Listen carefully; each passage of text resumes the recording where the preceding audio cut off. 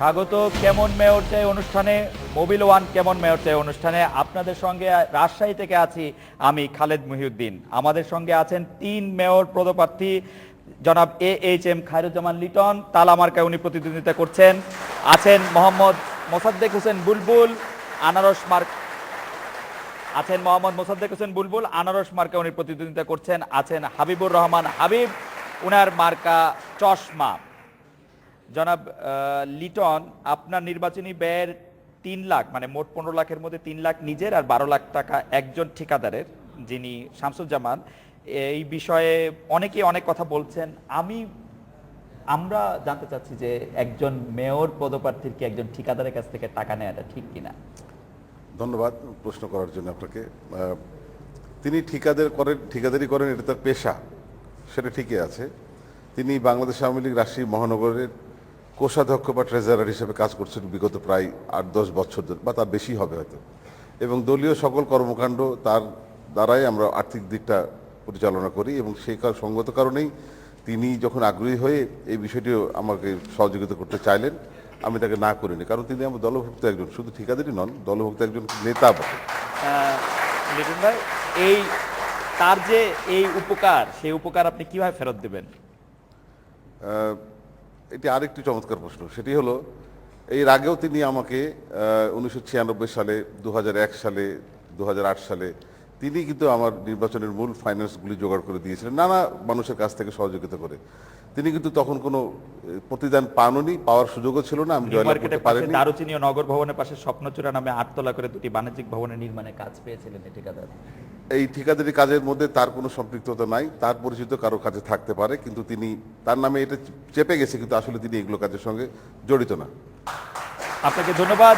জনাব বুলবুল, গত 29 মে আপনার সমর্থনে একাত্মতা ঘোষণার জন্য জেলা 18 দলীয় জোটের সংবাদ সম্মেলনের শুরুতে হেফাজত ইসলামী রাজশাহী জেলা মহাসচিব ও ইসলামিক ঐক্য জোটের সভাপতি মাওলানা আব্দুস সামাদ মোনাজাত করে আল্লাহর কাছে আপনার বিজয় ও খায়রুজ্জামানের ধ্বংস খতম কামনা করেছেন।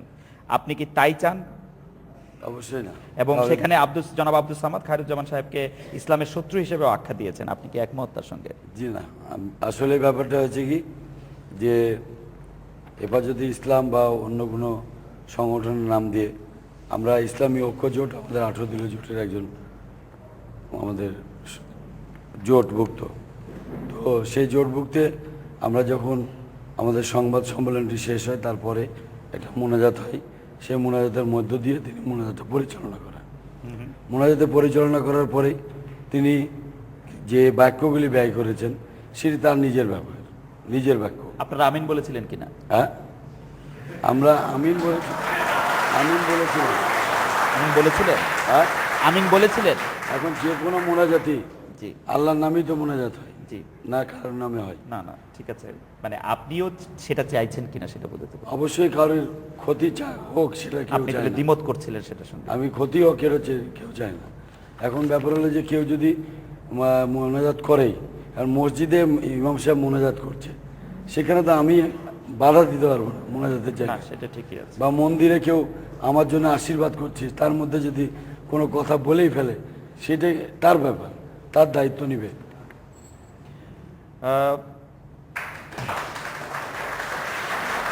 আমি এই পর্যায়ে আবারও একটু লিটন ভাইয়ের কাছে আসতে চাই। না, লিটন ভাইয়ের কাছে আসার আগে আমি একটু জানাবো হাবিবুর রহমান হাবিবের কাছে এই প্রশ্নটি একটু করে দিতে চাই যে আপনার নির্বাচনী প্রচারণা তুলনামূলকভাবে কম, এটা কি আপনার স্টাইল, নাকি মানে আপনি একটু কমই দেখা যাচ্ছে আপনার? আসলে স্থানীয় সরকার নির্বাচনে দলীয়করণ এবং দলকে এস্টাবলিশ করার জন্য যে বিভিন্নমুখী প্রচারণার জন্য যে সাপোর্ট পাওয়া যায়, আমরা রাষ্ট্রীয় সচেতন নাগরিক সমাজের পক্ষে এত ব্যাপক প্রচারণা করার ফান্ড আমাদের নেই। আর আমরা বিষয়টা এরকমও না যে আমরা ব্যাপক প্রচারণাতে যাব, অনেক ইনভেস্ট করব, পরবর্তীতে সেটা আবার ব্যাক আসবে আমাদের কাছে, এরকম কোনো আমাদের ইচ্ছা চিন্তা এরকম কোনো ইয়ে নেই। এটাই আপনি এইভাবেই আপনি প্রচারণা করতে চাচ্ছেন। লিটন ভাই, জনাব মোসাদ্দেক সাহেব 20 দফার নির্বাচনী ইশতেহারের একটি দফায় রাজশাহী সিটি কর্পোরেশনের পুরাতন সিটি ভবনের জায়গায় সিটি সেন্টার নির্মাণের জন্য দলীয় সংসদকে নামমাত্র মূল্যে বরাদ্দ দেওয়ার একটা অভিযোগ এনেছেন, আপনি নিশ্চয়ই জানেন। তার সঙ্গে আমরা আবার আরেকটি জিনিস যুক্ত করতে চাই যে 2008 সালে মেয়র নির্বাচনে আপনার অন্যতম প্রতিশ্রুতি ছিল সোনাদিঘির সংস্কার উন্নয়নের। গণপ্রতিনিধিত্ব আদেশের 12 ধারা লঙ্ঘন করে প্রকল্পের কাজটি দেওয়া হয় আওয়ামী লীগের সাংসদ এনামুল হকের প্রতিষ্ঠান এনা প্রপার্টিজকে। 2012 সালে 10 অক্টোবরের মধ্যে কাজটি শেষ করার কথা ছিল। আপনি মূল্যায়ন বা বক্তব্য। আচ্ছা, এইটি রাজশাহী সিটি মিউনিসিপ্যালিটি বা পরবর্তীতে সিটি কর্পোরেশনের প্রাচীন একটা ভবন ছিল এবং অলমোস্ট পরিত্যক্ত একটা ভবন হিসেবে ছিল, কারণ 2002 সালে নগর ভবন নতুন জায়গায় স্থাপিত হয়, কার্যক্রম শুরু করে। আমরা সিটি কর্পোরেশনের প্রায় 14টি জায়গায়, তার মধ্যে এটি অন্যতম, সেই সব জায়গাগুলি পাবলিক প্রাইভেট পার্টনারশিপে মিনিস্ট্রির অনুমোদন ক্রমে আমরা ডেভেলপমেন্ট ওয়ার্ক শুরু করি। রেভিনিউ আয় বৃদ্ধি, কর্মসংস্থান সৃজন ইত্যাদি নানা কিছু ভেবে হাই রাইজ বিল্ডিংয়ের সিদ্ধান্ত নিই এবং সেখানে রুটিন মাফিক যারা আগ্রহী তাদেরকে পত্রিকায় কল করা হয়। এখানে কল করে আমরা এই সিটি সেন্টারের ক্ষেত্রে কাউকে আমরা পাইনি, একমাত্র এনা প্রপার্টিজই সেখানে উপস্থিত হয়েছিলেন। না, ভয় কেন, তিনি তো এই কাজই করেন, ডেভেলপার তিনি। এবং সেইখানে 25.75 সম্ভবত সিটি কর্পোরেশনকে দিয়ে বাকিটা তিনি নিচ্ছেন, এই মর্মে অনেকবার জাতীয় পত্রিকায় লেখালেখি হয়েছে, নিউজ হয়েছে। এটা সাংবাদিকরা তখন বুঝতে পারতেন না, আমি পরে বুঝিয়েছি ক্লিয়ার করে, তবু আপনি প্রশ্ন করেন বলে বলছি। এই একটি ভবন 16তলা ভবনের তিনি এই অংশটি আমাদেরকে দিবেন এবং বাকিটা তিনি নেবেন। বিনিময়ে তাকে যেটা করতে হবে সেটা হচ্ছে পুরো সোনাদিঘির পানি অপসারণ করে তলদেশ টাইলস দিয়ে বাঁধাই করে দিয়ে সোনাদিঘি গোল্ডেন কালার দিয়ে, আমি শেষ করি, চারিদিকে যে দোকানপাটগুলি আছে বৈধ অবৈধ নানা মেস টেস সাবেক আমলে দেওয়া হয়েছিল সেগুলো ভেঙে চুরে দিয়ে আগের মতো খোলা উন্মুক্ত ওয়াকওয়ে সহকারে এমপি থিয়েটার, চিলড্রেন্স কর্নার, মসজিদটা ভেঙে 3তলা সুন্দর মসজিদ, সব সময় একটা মনোরম কমপ্লেক্স করতে গেলে তাকে আমাদেরকে দিতে হবে মোট 42.5%। এত উচ্চ দরে বাংলাদেশের আর কেউ এই কাজ করতে পারবে বলে আমি কোনোদিনই মনে করি না, এবং তাই হয়েছে। সময়ের ব্যাপারে আপনি যে প্রশ্ন করলেন, 2012 সালের ডিসেম্বরে এটা হস্তান্তর করার কথা ছিল, সেই বিষয়টি নিয়ে তার সঙ্গে আমাদের বহুবার কথা হয়েছে, আমরা তাগাদা দিয়েছি, তাকে সময় বৃদ্ধি করেছি। এই কাজটি আসলে দোকানদারদের পুনর্বাসনের বিষয়টি কবে নাগাদ শেষ হবে? আমরা যারা ব্যবসা করে যাচ্ছেন ওখানে নানা সময় থেকে তাদেরকে পুনর্বাসনের কাজটি আগে হাতে নিয়েছি, পুনর্বাসন করে ওগুলো ভাঙতে হবে, তার আগে ভাঙা যাবে না। আমার বিশ্বাস যে এই পুরো কাজটি শেষ হতে 1 থেকে 1.5 বছর লাগতে পারে। আর জনাব মোসাদ্দেক হোসেন বুলবুল, আপনার কাছে প্রশ্ন হচ্ছে যে আমরা দেখতে পাচ্ছি যে প্রায় 10 লাখ টাকার মতো, মানে হলফনামা অনুযায়ী আপনাকে বিভিন্ন লোকজন দিচ্ছে, এরা কারা, মানে এদের পরিচয় কি, এরা কেন আপনাকে টাকা দিচ্ছে? আমাকে যারা টাকা দিয়েছেন এই নির্বাচন করার জন্য, জি, তারা কেউ ছোট ভাই, মানে ছোট ভাই মানে কি? ছোট ভাই ব্যবসা, সহোদর? না, সহোদর না, তারপরে মানে সামাজিক বন্ধন, সামাজিক বন্ধনে আবদ্ধ। আচ্ছা, সামাজিক বন্ধনে আবদ্ধ ছোট ভাই। আমার বন্ধু 2-1 আমার বন্ধু রয়েছে, জি, 2-1 আমার আত্মীয় স্বজন রয়েছে, সকলে মিলে আমাকে এই টাকাটি দিয়েছে। এদের কেউ ঠিকাদার বা ব্যবসায়ী নন? ঠিকাদার আছে 2-1, কেউ কাপড় ব্যবসায়ী, একজন হলো ইন্ডাস্ট্রিয়াল, একজন ওষুধ ব্যবসায়ী, একজন অ্যাডভোকেট। এই দান কিভাবে ফেরত দেওয়া হবে? একবারে বিনামূল্যে, মানে এককালীন সুদ। এটার জন্য তাদের কোনো কিছু পাওয়া? অবশ্যই না, তাদের কিছুই দিতে হবে না। এরকম লোকজন তো আমাদের সাথে দেখা হয় না কেন? এই কারণে দিতে হবে না যে আমরা দীর্ঘদিন ধরে সামাজিক কর্মকাণ্ডের সাথে সম্পর্কিত, জি, এবং যে ব্যক্তিবর্গ এই টাকাগুলি দিয়েছে আমাদেরকে তারাও সামাজিক কর্মকাণ্ডের সাথে সম্পর্ক, তারাও তাদের ইনকাম ট্যাক্সের ফাইলে এই সামাজিক অর্থটি ব্যয় করার কারণ ইনকাম ট্যাক্সের ফাইলে। আপনি নির্বাচন করবেন, এটার সাথে সমাজের কি সম্পর্ক? হ্যাঁ, আপনার নির্বাচনী ব্যয়ের সাথে সমাজের কি সম্পর্ক? আমি তো সমাজের জন্য পোস্টার ছাপাবেন, তার সাথে সমাজের কি সম্পর্ক? সমাজের জন্যই তো আমি নির্বাচন করছি। তো সমাজের জন্য, আপনার প্রচারণার জন্য, আপনার প্রচারণার জন্য এটা সামাজিক ব্যয় কি করে হবে? এটা সামাজিক ব্যয় কি করে হবে? এটা তো আপনার প্রচারণার জন্য সামাজিক ব্যয় না, যে পোস্টার, লিফলেট, এগুলো তো সামাজিক করণীয়। আমাকে তো এমনি যদি নির্বাচন কমিশন বলতো যে না আপনার পোস্টার হবে না, লিফলেট হবে না, আপনি মাইকিং করতে পারবেন না, আপনি খালি টক শোর উপরে আপনি আপনার প্রচার কাজ করতে পারবেন, তাহলে তাই হতো। কিন্তু নির্বাচন কমিশন না, তাই না? এটি অবশ্য খুব চমৎকার আপনি উত্তর দিয়েছেন। একটি কথা আসছে যে জনাব বুলবুল, আপনার রাজশাহী শহরে একাধিক বাড়ি রয়েছে যেটি হলফনামাতে উল্লেখিত হয়নি, বিষয়টি কি ঠিক? কোনো মতেই ঠিক নয়। আমার নিজের কোনো বাড়ি নাই, আমি এখনো আমার পৈতৃক সম্পত্তিতে বসবাস করি। সেই পৈতৃক সম্পত্তিটির কথা কি আপনার হলফনামা উল্লেখ আছে? অবশ্যই আছে। আপনার বাড়ির কথা কি হলফনামা উল্লেখ আছে? আমার পৈতৃক সম্পত্তি তো, যে পৈতৃক সম্পত্তি আর সেটা আমার বাবার এখনো সম্পত্তি রয়েছে। আমরা 6 ভাই বোন, সেটি এখনো ভাগাভাগি হয়নি, এজমালি অবস্থানে আছে, সেহেতু সেটা বলার অপেক্ষা রাখে না। আপনাদের অনেক ধন্যবাদ। এরপর আমরা একটা বিরতি নিচ্ছি, বিরতির পর ফিরে এসে রাজশাহীবাসীর বিভিন্ন প্রশ্ন নিয়ে আরো কথা হবে। সম্মানিত অতিথিদের সঙ্গে।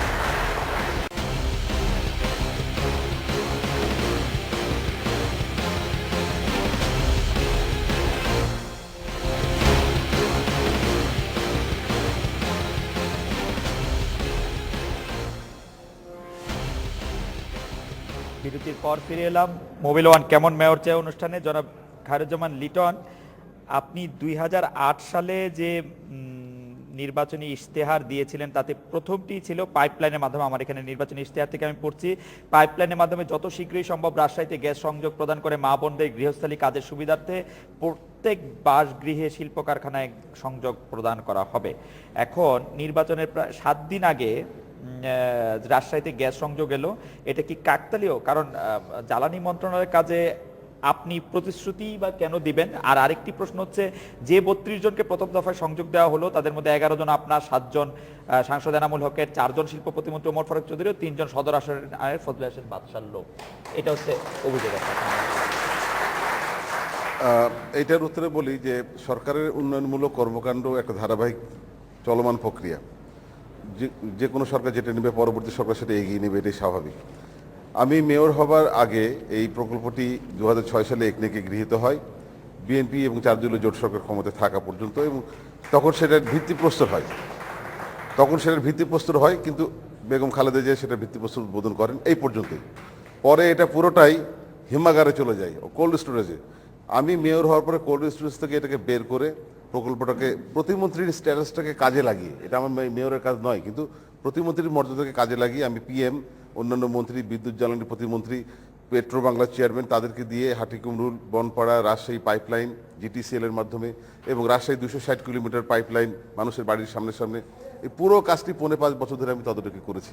এবং শুধু তাই না, আবাসিক শিল্প কাজে তো আমরা 8 মাস আগেই সংযোগ অনুমতি পেয়েছি। আবাসিক সংযোগটি আমি আরও আগে হলে আমি নিজেই খুশি হতাম, রাজশাহীর নাগরিকরা খুশি হতেন, কিন্তু সেটি পেট্রোবাংলার কোনো কারণে হতে পারে বা নানাবিধ কারণে হতে পারে, সেটি এসে পড়েছে নির্বাচনের মধ্যে। নতুনভাবে মেয়র নির্বাচিত হয়ে 32 জনকে দিলে ভালো হতো না? নতুনভাবে মেয়র নির্বাচিত হব কি হবে না সেটা তো ভিন্ন কথা, কিন্তু রাজশাহীবাসীকে আমি একদিনের জন্য গ্যাস থেকে বঞ্চিত রাখতে চাইনি। 32 যত আগে দেওয়া সম্ভব। রাজশাহীবাসীর এবং আপনার প্রশ্নের আরেকটি পার্ট আছে, সেই পার্টটি হলো যে 32 জন সৌভাগ্যবান। এই 32 জন রাজশাহীবাসী যাদেরকে সৌভাগ্যবান বলা হচ্ছে, এই তালিকা কিন্তু পেট্রো বাংলা করেছেন, এটা আমি করিনি। এবং তারা যাকে যাকে মনে করেছেন ভাষা সৈনিক, মুক্তিযোদ্ধা, শিক্ষাবিদ, সাংস্কৃতিক ব্যক্তিত্ব, রাজনৈতিক ব্যক্তিত্ব, এমনকি আমার সাবেক মেয়র, আমার বড় ভাই মিজানুর রহমান মিনু, আমার প্রতিনিধি প্রার্থী মোসাদ্দেক হোসেন বুলবুল, তিনি অস্বীকার করতে পারবেন না, শফিকুল হক মিলন, তাদের বাড়িতেও জরিপ এবং গ্যাস লাগানোর যাবতীয় কাজ সম্পন্ন করা আছে। রাজনৈতিক কারণে তারা নিতে অস্বীকার করেছেন, কিন্তু নির্বাচন হয়ে গেলে তারা গ্যাস নেবেন, কোনো সন্দেহ নেই। আপনি গ্যাস নিতে অস্বীকার করেছেন? রাজনৈতিক কারণে আপনি গ্যাস নিতে অস্বীকার করেছেন কিনা? রাজনৈতিক কারণে না। আপনি গ্যাস নিতে অস্বীকার করেছেন? কেন অস্বীকার করবো? উনি বলছেন, সেই জন্য জানতে চাই। সেটা উনি জানেন না, তাই উনি জানেন না? আপনার কোনো জরিপ হয় না? না। আপনার নির্বাচনী ইশতেহারের মধ্যেও একটি খুব ইন্টারেস্টিং পয়েন্ট আছে এবার, যে আপনি সমাজের প্রতিটি ওয়ার্ডে বিনা সুদে 50,000 টাকা করে মহিলাদের ইউএনডিপির মাধ্যমে এবং সিডিসির মাধ্যমে প্রতি ওয়ার্ডে 50 জনকে 10,000 টাকা করে প্রদান করবেন। ইউএনডিপি বা সিডিসি আপনার কথা শুনবে এরকম মনে করলেন কেন, বা ইউএনডিপি বা সিডিসির দায়িত্ব আপনি নিলেন কেন? এটি সিটি কর্পোরেশনের একটা ধারাবাহিক কর্মকাণ্ড। জি, এটি হেলথ সেক্টরে এই কর্মকাণ্ডটি চলে, ওয়ার্ল্ড ব্যাংকের। এটা যদি ধারাবাহিক কর্মকাণ্ডই হয় তাহলে তো যে কোনো মেয়র আসুক সেই তো এটা পাবে। আপনি এটার দায়িত্ব বা আমি দায়িত্ব নিয়েছি এই কারণেই যে যেটি অল্প ছিল সেটি আমি ডবল করে আমার নেতৃত্বের মধ্য দিয়ে সেটি আমি ইউএনডিপি আপনার কথা শুনবে বলে কথা দিয়েছে? হ্যাঁ ইউএনডিপি আপনার কথা শুনবে বলে কথা দিয়েছে? কথা শোনা তো প্রশ্নটা পরে। আপনার প্রতিশ্রুতিটা আগে? হ্যাঁ প্রতিশ্রুতিটা প্রতিশ্রুতিটা অবশ্যই আমার সাবেক মেয়র সাহেব উনি গ্যাসের প্রতিশ্রুতি দিয়েছিলেন 1 বছর পরে, জি। সেটি গত 7 দিন আগে দিয়েছেন নির্বাচনের আচরণবিধি বাদ দিয়ে। তো সেইটি প্রতিশ্রুতি না দিলে তো জনগণ আপনার সামনে আসবে কি? জি। একটি প্রশ্ন দর্শকদের মধ্যে থেকে করেছেন শাকিল সিরাজ, শিক্ষক, উনি রাজশাহী বিশ্ববিদ্যালয়ের। আমি প্রশ্নটি হাবিবুর রহমান হাবিব ভাই আপনার কাছ থেকে শুরু করতে চাই। খুব দ্রুত প্রশ্নের উত্তর নিব যে সব মানে নগরবাসী, বিশেষত মধ্যবিত্ত নিম্ন মধ্যবিত্ত নগরবাসীদেরকে সামর্থ্যের মধ্যে মৌলিক স্বাস্থ্যসেবা দেওয়ার ব্যাপারে আপনাদের পরিকল্পনা কোনো আছে কিনা? আপনার কোনো পরিকল্পনা আছে নাকি মেডিকেল কলেজকে বিশ্ববিদ্যালয়ের রূপান্তরের কথা বলছেন দুই প্রার্থী, যেটি আলাদা করে ওনাদের কাছে? আপনার কোনো পরিকল্পনা আছে কিনা যে আসলে সামর্থ্যের মধ্যে মৌলিক স্বাস্থ্যসেবা নিশ্চিত করতে? সিটি কর্পোরেশনের আন্ডারে Rajshahi medical college and hospital এটি অবস্থিত। এটির যদি রোগ বিশেষজ্ঞ বিভাগ চালু করা যায় এবং এটাকে বিশ্ববিদ্যালয়ে পরিণত করা সম্ভব হয়, তাহলে এর স্বাস্থ্যসেবাটা অনেকখানি নিশ্চিত করা যাবে। পাশাপাশি সিটি কর্পোরেশন যে 30টি ওয়ার্ডে যে হেলথ সেন্টারগুলো আছে, এটিকে একটু ঢেলে সাজিয়ে আর একটু ডেভেলপ করলে আমার মনে হয় চিকিৎসা সেবাটা নিশ্চিত করা যাবে। লিটন ভাই, সামর্থ্যের মধ্যে স্বাস্থ্যসেবা, মৌলিক স্বাস্থ্যসেবা নিয়ে আসার ক্ষেত্রে আপনার পরিকল্পনা? আমরা বলেছি আগে যে উনি যেটা বললেন সেটা আংশিক সত্য। সিটি কর্পোরেশনের অধীনে পরিচালিত urban primary health care centre 16টি আছে। এটি পর্যাপ্ত নয়, 30টি ওয়ার্ডে 30টি করার দরকার। আমি আমার মেয়াদকালে একটির ব্যাপারে 27 নম্বর ওয়ার্ডের আমাদের টিকাপাড়া কবরস্থানের পাশে 6তলা একটি মাতৃসদন, সেটির ব্যাপারটা চূড়ান্ত করে এসেছি। সেটির জন্য জায়গাও বরাদ্দ দিয়েছি, সিটি কর্পোরেশনের জায়গা, সেটি হবে। আরও মাতৃসদন এবং প্রাইমারি হেলথ কেয়ার সেন্টারের মাধ্যমে রেড কার্ডধারী দুস্থ নাগরিক, 30% রেড কার্ডধারী, এই সংখ্যাটা বাড়িয়ে আরেকটু 50% মতো করার একটা প্রক্রিয়ায় আমরা রেখে এসেছি আলোচনা করে, যাতে প্রকৃতই দুস্থ নাগরিকরা সেই রেড কার্ড নিয়ে বিনা পয়সায় চিকিৎসা এবং স্বাস্থ্যসেবা নিতে পারেন। আপনার পরিকল্পনা বুলবুল ভাই, সামর্থ্যের মধ্যে স্বাস্থ্যসেবা নিশ্চিত করার জন্য আপনার পরিকল্পনা? সামগ্রিকভাবে স্বাস্থ্যসেবা সামর্থ্যের মধ্যে সামর্থ্যের মধ্যে আনার জন্য আমি মনে করি যে আধুনিক পদ্ধতিতে যে সরকারের হেলথ সেক্টরে যে কর্মকাণ্ডগুলি আছে সেগুলিকে সুষম বন্টনের মধ্য দিয়ে সেটা বাস্তবায়ন করা। পাশাপাশি আমাদের ইতিমধ্যেই জানেন যে কৃমির ওষুধ বা পোলিও বা এই জাতীয় অনেক ইনজেকশন আমাদের এখানে পাওয়া যায়, এটি বিনা পয়সায় সার্ভিস দেওয়া হয়। পাশাপাশি আপনার বি হেপাটাইটিসও বিনা পয়সায় সার্ভিস দেওয়া হয়। সবচেয়ে জনগণের বড় একটা সাফল্য। আমার মনে হয় যে মানে মধ্যবিত্তের স্বাস্থ্যসেবা বলতে যেটা বুঝতে চেয়েছেন সামর্থ্যের মধ্যে, সেটা বোধহয় একটু অন্য জিনিস। যাক, সেটা নিয়ে আমরা পরে প্রশ্ন আসছি। আমাদের একজন দর্শক হাবিব প্রশ্ন করেছেন সাবেক মেয়র জনাব লিটনের কাছে যে গত টার্মে আপনাদের সমর্থিত ছাত্র সংগঠন ছাত্রলীগকে একেবারেই নিয়ন্ত্রণ করতে ব্যর্থ হয়েছেন। আমাদের রিসার্চ টিমও বলছেন যে 4 বছরের রাজশাহী বিশ্ববিদ্যালয় সহ বিভিন্ন প্রতিষ্ঠানে সংঘাত হয়েছে বেশ কয়েকটি, যার মধ্যে ছাত্রলীগের অভ্যন্তরীণ কোন্দলের কথা সংবাদ মাধ্যমে বারবার এসেছে। একাধিক ছাত্রলীগ কর্মী নিহত হয়েছে, আহত হয়েছে কয়েকজন। সর্বশেষ পলিটেকনিক ইনস্টিটিউটে ছাত্রলীগের হামলায়, কথিত হামলায় ছাত্রমৈত্রী কর্মী সনি নিহত হয়েছে। আপনার বক্তব্য? বিশ্ববিদ্যালয় সন্ত্রাস বা শিক্ষা প্রতিষ্ঠানের সন্ত্রাস, এই বিষয়টি বাংলাদেশের জন্য নতুন কিছু নয়। দুঃখজনক হলো সত্য যে শিক্ষা প্রতিষ্ঠানগুলিতে ছাত্র রাজনীতি এখন আর সেই গৌরবোজ্জ্বল জায়গায় নেই, অনেকটাই তার অবক্ষয় ঘটেছে। এবং সেই অবক্ষয়ের প্রেক্ষাপটে বিভিন্ন ছাত্র সংগঠনই, শুধু ছাত্রলীগও নয়, বিভিন্ন ছাত্র সংগঠনই অনুপ্রবেশকারী তথাকথিত ছাত্রনেতা নামধারী ব্যক্তিরা প্রবেশ করেন এবং তারাই অঘটনগুলি ঘটান। দায়িত্ব পড়ে সংগঠনগুলির ওপরে এবং পরবর্তীতে আমাদের উপরে। এই জাতীয় তথাকথিত ছাত্র অনুপ্রবেশকারীদের আগে চিহ্নিত করা যায় না?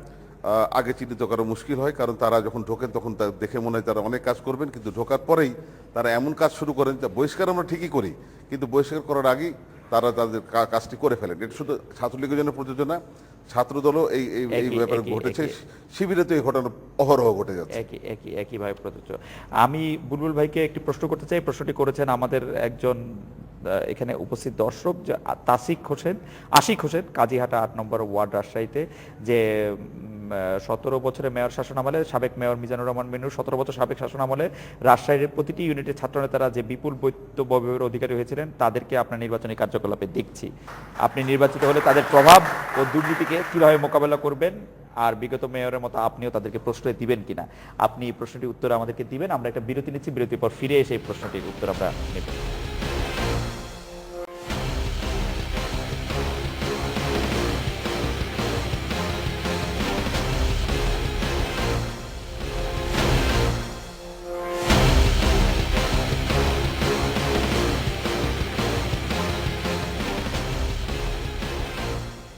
পর ফিরে এলাম মোবিল ওয়ান কেমন মেয়র চেয়ে অনুষ্ঠানে। আমরা বিরতির আগে একটি প্রশ্ন করেছিলাম জনাব মোসাদ্দেক হোসেন বুলবুলকে, সেই প্রশ্নটি যদি একটু। আপনি যে প্রশ্নটি করেছেন দর্শকের মাধ্যমে আমি দর্শককে ধন্যবাদ জানাই যে বিগত 17 বছর রাজশাহী সিটি কর্পোরেশনের সাবেক মেয়র ছিলেন মিজানুর রহমান মিনু সাহেব, এবং উনি যে উদার গণতান্ত্রিক এবং নৈতিকতা দিয়ে রাজশাহী সিটি কর্পোরেশনকে একটা উন্মুক্ত অবস্থানে রেখেছিলেন, এবং সেখানে রাজশাহী সিটি কর্পোরেশনের সর্বোচ্চ যে কথাটি বলেছেন যে অনেক ছাত্র নেতাই ইদানিং বড় সড়ো হয়েছে বা টাকা পয়সার মালিক হয়েছে। তো আজকে থেকে 17 বছর আগে বা কেউ 10 বছর আগে যদি ব্যবসা করে, এখন তার বয়স কিন্তু 35-36 বছর। জি, সেই 36 বছরে অবশ্যই মাস্টার ডিগ্রি বা লেখাপড়া করার পরে তার ব্যবসা বাণিজ্য করার প্রয়োজন রয়েছে, এটি একটি দিক। আর দ্বিতীয়ত বলতে যাই, সিটি কর্পোরেশনের টেন্ডার পদ্ধতিটা ছিল লটারি। এই লটারির মাধ্যমে যারা কাজ পেয়েছে তাদেরকেই টেন্ডারগুলো দেওয়া হয়েছে এবং তারা সেই কাজগুলি করে আমাদের আরেকজন দর্শকের প্রশ্ন ধার করে আমি এই প্রশ্নটি করি, আবার মানে সম্পূরক প্রশ্ন করি। জনাব মোহাম্মদ আরিফুজ্জামান বাবু বলছেন যে বিগত যে মেয়রের কথা আপনি বলছেন, তিনি 17 বছরে বিভিন্ন সময় দুর্নীতির দায়ে নানা অভিযোগ তার বিরুদ্ধে আছে এবং আপনি তাকেই মানে সামনে নিয়ে আসছেন, এইটা কি ঠিক হচ্ছে কিনা? আপনি দুর্নীতি মুক্ত, দুর্নীতি যদি কারোর বিরুদ্ধে থাকে সেটি কোর্টে প্রমাণিত হবে, তাই না? এবং আপনাকেও আমরা দেখেছি যে আপনার মনে আছে কিনা জানি না, আমরা খবরের কাগজে ঘাটতে গিয়ে পেলাম যে আপনি এবং আপনার ভাইও সাবেক মেয়র মিনুর সঙ্গে এক সময় বিরোধিতায় জড়িয়ে পড়েছিলেন। আমার ভাই? আপনি এবং আপনার ভাই দুজনেই? আমার ভাইকেও না, পলিটিক্স করার জন্য না, না না না, সিটি কর্পোরেশনে মানে খবরের কাগজে এরকম রিপোর্ট না, ছাপা হয়েছে। এটা সত্য নয়, এটা সত্য নয়। না। আপনার সাথে জনাব মিনুর কোনোদিনই কোনো সম্পর্কে বড় ভাই ছোট ভাই সম্পর্ক বিরোধিতা ছিল না, এবং সেটা রাজনৈতিক সম্পর্ক, সামাজিক সম্পর্ক। আচ্ছা, ঠিক আছে, আমি চট করে আরেকটি প্রশ্নের মধ্যে আসি যে আমাদের দর্শকদের মধ্যে অনেকেই এই প্রশ্ন করছেন যে হেফাজতে ইসলামী রাজশাহীতে আপনাকে সমর্থন দিয়েছে, রাজশাহীতে হেফাজতের 13 দফা বাস্তবায়ন আপনি কি করবেন? 29 মে আপনার সমর্থন একত্রতা ঘোষণার জন্য জেলা 18 দলীয় জোটের সংবাদ সম্মেলনে 13 দফার পক্ষে একটি পুস্তিকাও বিতরণ করা হয়েছে। আসলে এই নির্বাচনটা স্থানীয় সরকার নির্বাচন, জি, এবং আমরা নির্বাচনই করছি সম্মিলিত নাগরিক ফোরামের মাধ্যমে, এবং এই সম্মিলিত নাগরিক ফোরামে রাজশাহীর সমস্ত সর্বস্তরের মানুষ কিন্তু এটার মধ্যে জড়িত রয়েছে। কেউ ডাক্তার, ইঞ্জিনিয়ার, ব্যবসায়ী, পেশাদারির মধ্যে দিয়ে অন্য অন্য পেশার যারা রয়েছে তারা সকলে জড়িত রয়েছে। এখন আমাকে যারা সমর্থন দিয়েছেন, এই সমর্থনে 18 দল একটি সমর্থন দিয়েছেন। এই সমর্থনে গতকালকেও হেফাজত ইসলামী তো রাজনৈতিক দল নয়, আমি বলি আপনাকে, এই সমর্থনে আজকেও আমাকে নবাবগঞ্জবাসী একটি সমিতি করে তারা সমর্থন দিয়েছে। এই সমর্থনে আমাদের রাজশাহী সমর্থন দিয়েছে, ঐক্যবদ্ধ রাজশাহী সমর্থন দিয়েছে। আর সর্বোপরি যে কথাটি বলতে চাই সেটা হলো কি, হেফাজতে ইসলামকে নিয়ে যে কথাটি বলা হচ্ছে সেটি কিন্তু বাংলাদেশ নির্বাচন কমিশন কর্তৃক এটি রেজিস্ট্রেশনভুক্ত সংগঠনও নয়। তারা তাদের নিজস্ব আদর্শ নিয়ে তারা পলিটিক্স করছে, আমরা তাদের সমর্থন। তাদের 13 দফার ব্যাপারে আপনার কি মনোভাব? আমরা হযরত মুহাম্মদ সাল্লাল্লাহু আলাইহি সাল্লামের যে আদর্শ, সেই আদর্শকে বাস্তবায়ন করাই আমাদের। 13 দফার সম্পর্কে আপনি কোনো আলাদা কোনো মন্তব্য? না, আমি মুসলমান হিসাবে মনে করি আমার করণীয় এবং আদর্শ হযরত মুহাম্মদ সাল্লাল্লাহু আলাইহি সাল্লাম। জনাব খায়রুজ্জামান লিটন, আপনাকে একজন দর্শক প্রশ্ন করেছেন যে উনি নাম লেখেনি অবশ্য, আপনার বিরুদ্ধে বিভিন্ন সময় বিভিন্ন অভিযোগ উঠেছে যে নগরীতে প্রকাশ্যে প্রদর্শন করা অস্ত্র উদ্ধারের নাকি আপনার নিষেধাজ্ঞা রয়েছে। এইসব অস্ত্রবাজদের গ্রেফতার, অস্ত্র উদ্ধার এবং ক্ষমতা না থেকে মানে এদের ক্ষেত্রে আপনি কি করবেন? এটা আরেকটু সুনির্দিষ্টভাবে প্রশ্নটা করলে ভালো হতো। এরকম প্রকাশ্যে অস্ত্র প্রদর্শনকারী কারো গ্রেফতারের ব্যাপারে কি আপনার নিষেধাজ্ঞা রয়েছে? এটা তো করার কোনো প্রশ্নই ওঠে না, কারণ অস্ত্র রাজনীতি বাংলাদেশ আওয়ামী লীগ করে না, কোনোদিন করিনি আমরা, এবং অস্ত্র ভান্ডার নিয়ে আমরা কখনো ঘুরিয়েও না। আর কোনো সেনা ছাউনি বা অন্য কোনো জায়গা থেকে, ব্যারাক থেকে আমাদের জন্মও হয়নি, আমরা জনগণের মাঝ থেকে।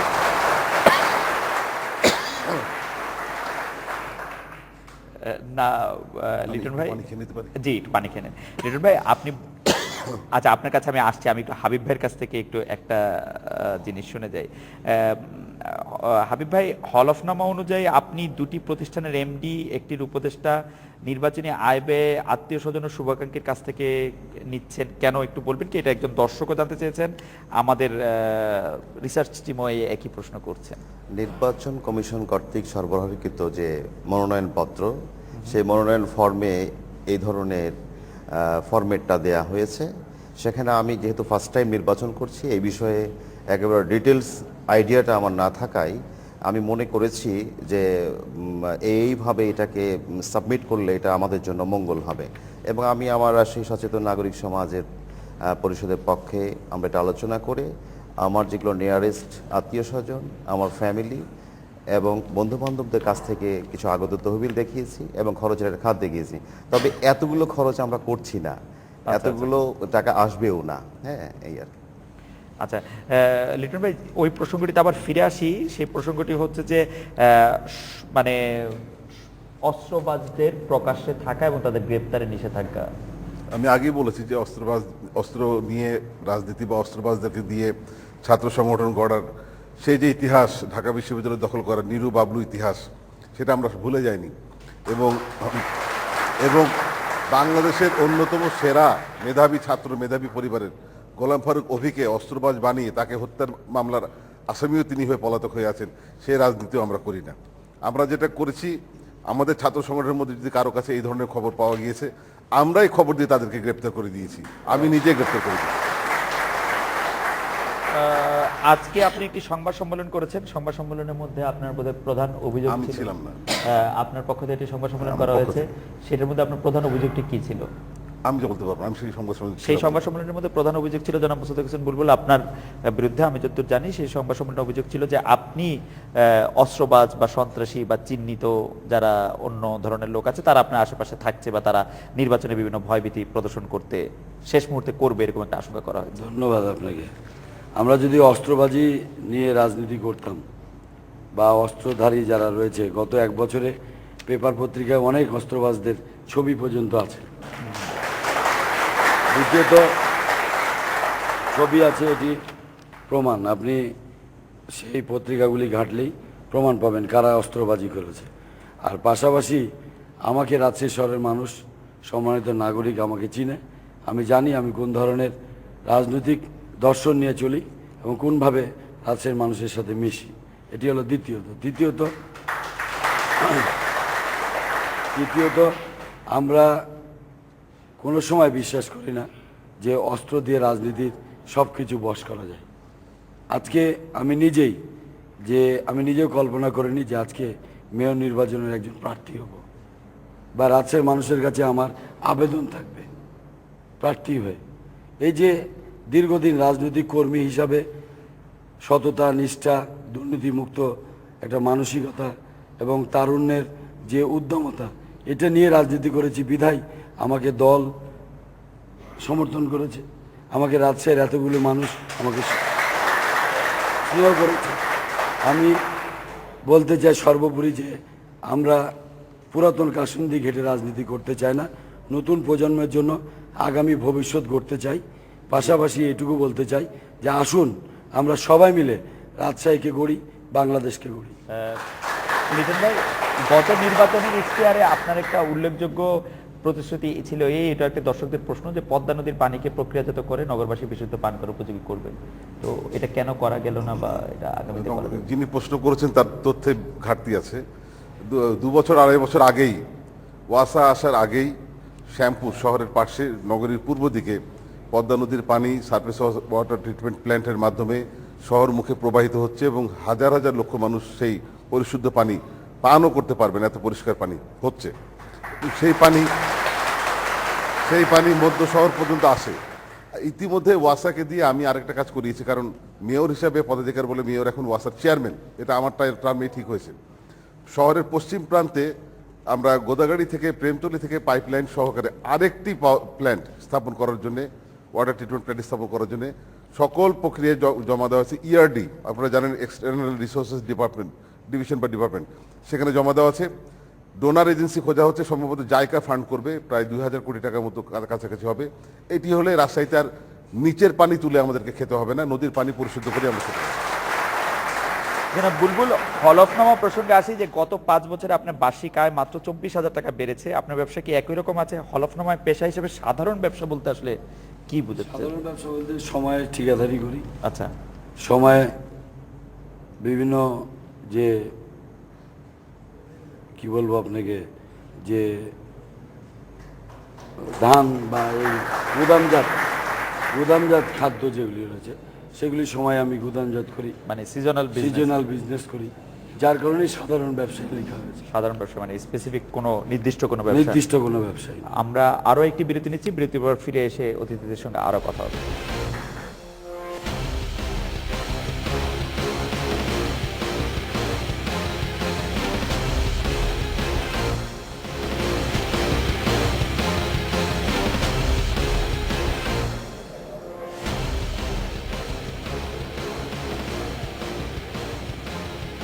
বিরতির পর ফিরে এলাম মোবিল ওয়ান কেমন মেয়র চেয়ে অনুষ্ঠানে। রাজশাহী থেকে আমাদের মেয়র প্রার্থী জনাব মোহাম্মদ হাবিবুর রহমানের কাছে জানতে চাইবো যে মনোনয়নপত্র জমা দেওয়ার পর জানা গেছে, মানে পত্রিকায় খবর বরাত দিয়ে, যে আপনার বিরুদ্ধে কুড়িগ্রামের অতিরিক্ত মুখ্য বিচারিক হাকিম আদালতে প্রতারণার অভিযোগে একটি এবং চুরির অভিযোগে চাঁপাইনবাবগঞ্জের মুখ্য বিচারিক হাকিম আদালতে অপর একটি মামলা বিচারাধীন। এগুলি কি মামলা? মানে রাজনৈতিক উদ্দেশ্যে প্রণোদিত? চাঁপাইনবাবগঞ্জে যেটা, সেটা হচ্ছে যে চাঁপাই আমাদের একটা বাড়ি আছে, সেই বাড়ির ভাড়াটা মেনটেন করেন আমার মা। আমার যাওয়ার সুযোগ হয় না। বাসা যে টুলেট লাগানো থাকে সেখানে ফোন করে বাসা ভাড়ার জন্য গিয়েছিল জনৈক ব্যক্তি। সেক্ষেত্রে যিনি ভাড়া নিতে গিয়েছিলেন, তো উনি একজন অটোরিকশা চালককে নিয়ে ঢুকে তাকে সেন্সলেস করে ওই অটোরিকশাটা নিয়ে চলে যায়। আর আমি দীর্ঘ 23-24 বছর রাজশাহীতে, আমি চাপাইয়ের লোকজন চিনি কম। মানে দুটোই প্রতারণামূলক মামলা? দুটোই, মানে এভাবে আমাকে জড়ানো মানে হয়েছে, মিথ্যা মামলা, একেবারে মিথ্যা। তিনটা মামলায় আপনাকে জড়ানো হয়েছে? তিনটা না, দুটো মামলায় জড়ানো হয়েছে। জনাব খায়রুজ্জামান লিটন, আপনি একটু বলবেন কি যে গত টার্মে আপনি যে মেয়র ছিলেন সেই সময় আপনার সবচেয়ে বড় ব্যর্থতার জায়গাগুলি কোনগুলি? এই প্রসঙ্গে বলতে চাই, খোলাখুলি ভাবে আমি বলতে, একটা মানুষ তো স্বল্প সময়ের মধ্যে সবকিছু পারে না, পারার। আপনি বলেন। আচ্ছা, তো 4.5 বছর খুবই কম সময়, বিশেষ করে বাংলাদেশের প্রেক্ষাপটে অত্যন্ত কম সময়।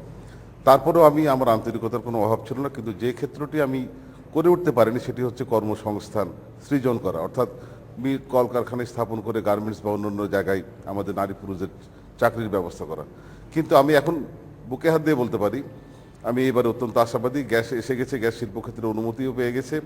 আমরা এইবার আমাদের লক্ষ্যই থাকবে আমাদের দ্বিতীয় শিল্পাঞ্চল, যেটি মাননীয় প্রধানমন্ত্রী অনুমোদন দিয়েছেন, সেইখানে অ্যাজ মেনি অ্যাজ পসিবল। আপনার এইবারের আসার কথা আমরা একটু পরে শুনবো, যে গতবারের ব্যর্থতা হিসেবে আপনি মানছেন যে বেশি সংখ্যক কর্ম আপনি সৃজন করতে পারেন, শুধু এই অংশটুকু।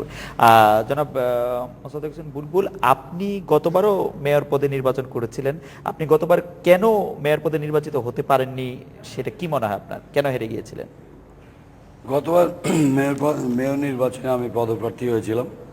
আমার অধিকাংশ নেতৃবৃন্দই জেলখানায় ছিল। 111-এর যে ষড়যন্ত্র, এই ষড়যন্ত্রের মধ্যে আমাদের নেতৃবৃন্দ জেলখানায় অবস্থান করছিলেন। পাশাপাশি নেতৃবৃন্দ বলতে যে মানে বিএনপির কেন্দ্রীয় নেতৃবৃন্দ, স্থানীয় নেতৃবৃন্দ সকলেই জেলখানায় ছিলেন সরকারের আক্রোশের কারণে এবং সরকারের তথাকথিত বিভিন্ন এজেন্ডা বাস্তবায়ন করার কারণে তারা জেলখানায় ছিলেন। দ্বিতীয়ত, এখানে সরকারের একটি এজেন্ট খুব সুকৌশলে কোনো প্রার্থীকে প্রলোভন দেখিয়ে মেয়র বানিয়ে দিয়েছিলেন।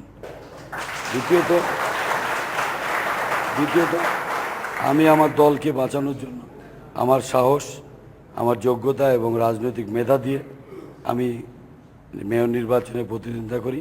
পরবর্তীতে দেখা যায় যে একটি এজেন্টের মধ্য দিয়ে গত নির্বাচন সুষ্ঠু হয়নি।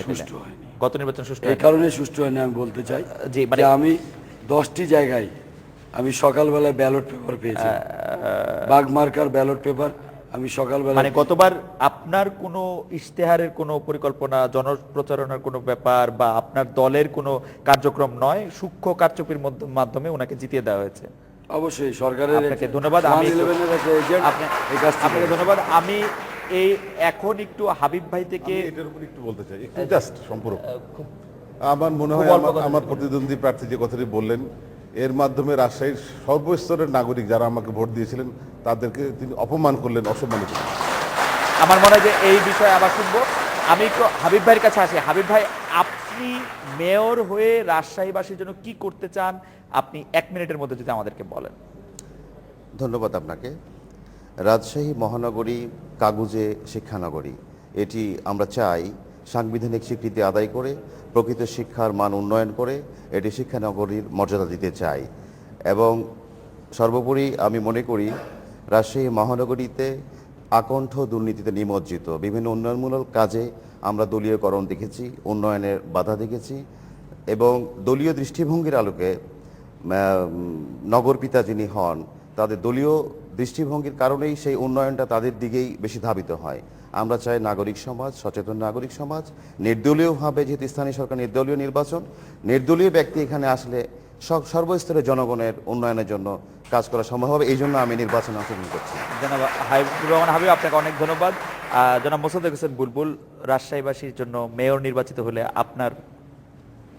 আমি মেয়র নির্বাচন যদি আল্লাহ আমাকে আর আল্লাহর রহমতের সহায়তা করে এবং আমাদের সম্মানিত মহানগরবাসী যদি সমর্থন দেয়, এবং আমি মনে করি যে আগামীতে মেয়র নির্বাচনের মধ্য দিয়ে আমি যদি মেয়র হতে পারি, তাহলে অবশ্যই রাজশাহীতে একটি দুর্নীতিমুক্ত, স্বেচ্ছাচার মুক্ত এবং সিন্ডিকেট মুক্ত তারুণ্যের যে প্রভাব রয়েছে, এই প্রভাবকে কাজে লাগিয়ে সমস্ত জনগণকে সাথে নিয়ে যৌথ নেতৃত্বের মধ্য দিয়ে একটি সুন্দর রাজশাহী গড়তে চাই। সমগ্র জনগণকে সাথে নিয়ে যৌথ নেতৃত্বের মাধ্যমে।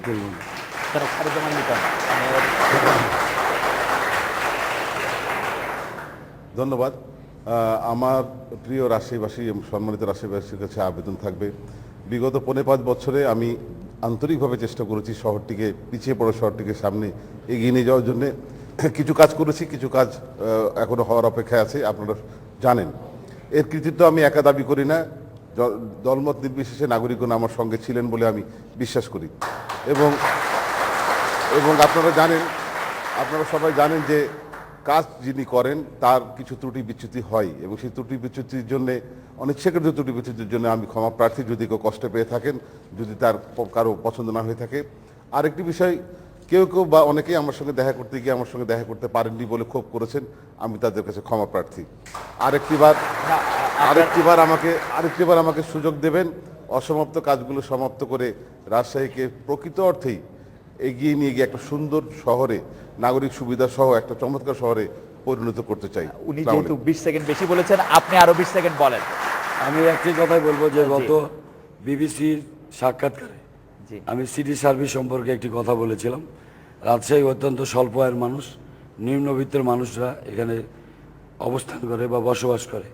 সেখানে আমি একটি কথা বলেছিলাম যে সিটি সার্ভিস হবে এবং সেটি রিক্সা এবং অটো রিক্সা চালু থাকবে, কিন্তু আপনি গণপরিবহন ব্যবস্থা চালু করবেন। কিন্তু এখানে দেখলাম কি স্থানীয় 2টা পত্রিকায় আমার এখানে বলা হলো যে এখানে অটো রিক্সা বন্ধ করে দেওয়া। আপনি দুটোই রাখতে চেয়েছেন। আপনি যদি আপনার 20 সেকেন্ড, হাবিব ভাই আপনার 20 সেকেন্ড আপনি যদি একটু বলেন। এটি ঠিক নয়, আমি একটু বলে নিই। না, আমি এটি বন্ধ করতে চাই না, এবং আমি অটো রিক্সার যে আপনি পরিষ্কার করেছেন, অটো রিক্সাও থাকবে, গণপরিবহনও হবে। যে হাবিব ভাই, আপনাকে ধন্যবাদ। এখানে প্রতিদ্বন্দ্বী অপর 2 প্রার্থী ইতিমধ্যেই দলীয় বিষয়টাকে প্রাধান্য দিয়ে একে অপরের বিষয়ে বিরুদ্ধে অনেক কথাই বলেছেন, ওনারা এই করেছেন। আমরা এটা থেকে পরিত্রাণ পেতে চাই মহানগরবাসী, যে আমাদের দলীয় যে দলীয়করণ বা যে পজিশন বা যে দুর্নীতি বা সন্ত্রাস, কালো টাকার ছড়াছড়ি, এই বিষয়গুলোকে নির্মূল করার জন্যই আমরা মহানগরবাসীকে সচেতন হওয়ার জন্য আমরা এই ভোট যুদ্ধে অবতীর্ণ হয়েছি। আমার মনে হয় যে আপনি খুব চমৎকার বলেছেন। আজকের অনুষ্ঠানে জনাব খায়রুজ্জামান লিটন, জনাব মোসাদ্দেক হোসেন বুলবুল এবং জনাব হাবিবুর রহমান হাবিব, আপনারা যেভাবে সহযোগিতা করেছেন, যেভাবে প্রশ্ন উত্তর দিয়েছেন, এবং যারা দর্শক আছেন এই রাজশাহী এই মিলনায়তনে, তাদের সবাইকে ইন্ডিপেন্ডেন্ট টেলিভিশনের পক্ষ থেকে অনেক ধন্যবাদ। আর আপনাদের কাছ থেকে আমি খালেদ মহিউদ্দিন বিদায় নিচ্ছি। মোবিল ওয়ান কেমন